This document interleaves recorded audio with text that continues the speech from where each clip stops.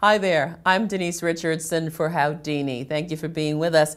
We're talking about something that's near and dear to many of your hearts, maybe even mine if I'm honest, gift giving in a relationship. Now it seems like an easy thing, but our expert, Rachel Sussman, who's a relationship therapist, will say there are lots of issues around gift giving. True? There are a lot of pitfalls around gift giving. You wouldn't think so, right? You think it's the easiest thing, but you know, gifts come in many sizes, shapes, and packages, and many agendas as well. And agenda, let's go there. The kinds of agendas that can be attached to gift giving.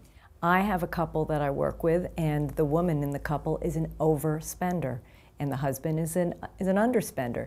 She buys him these very elaborate, over-the-top gifts, and there's more than generosity involved. It's about notice me, love me, here I am. And she goes over the top, buys him all these gifts, and if he does or says something that hurts her feelings, oh my gosh, how could you say this to me? How could you do this to me after all I've done for you, after all I've given to you? What's appropriate in the level of gift giving? And we can go from married couples to people who are dating, because you think, oh, you know something, I've been going out with him for 6 months, I'll spend $200. He shows up with a pen. You know, it's a very interesting comment, and everyone knows the story of, everyone has a friend whose boyfriend bought her a blender, you know, for Christmas. So I think, you know, couples eventually need to have rules and discuss these things. I mean, the first anniversary, it's complicated, you never really know. So you could bring it up to your partner and you could say, you know, anniversary's coming up, you know, how would you like to spend this anniversary? What is your philosophy on gift giving? It's really interesting that people are so almost victimized by marketing. Absolutely. And marketing people say the better the gift, the more thoughtful you're being.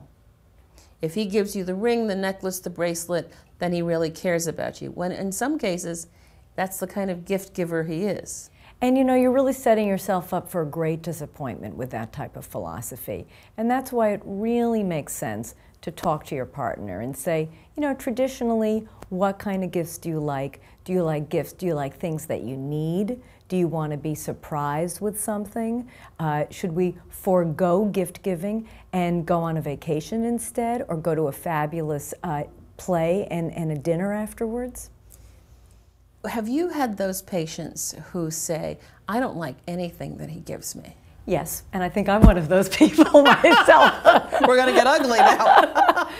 Yeah, and you know that is a complicated dynamic. You know, some of us women tend to be very particular with our wants and needs, and the poor men, they just can't ever, you know, live up to what we want. And that's, again, it's great to have a discussion. And for some couples like that, the way they've solved the problem is they go shopping together. And maybe that takes some of the spontaneity out of it, but that can really become a great tradition also. When you know, want a piece of jewelry or a special anniversary comes up, shop together for it. Interesting. So give us 2 things right now that people in relationships need to do when it comes to gift giving over these holidays. Be gracious.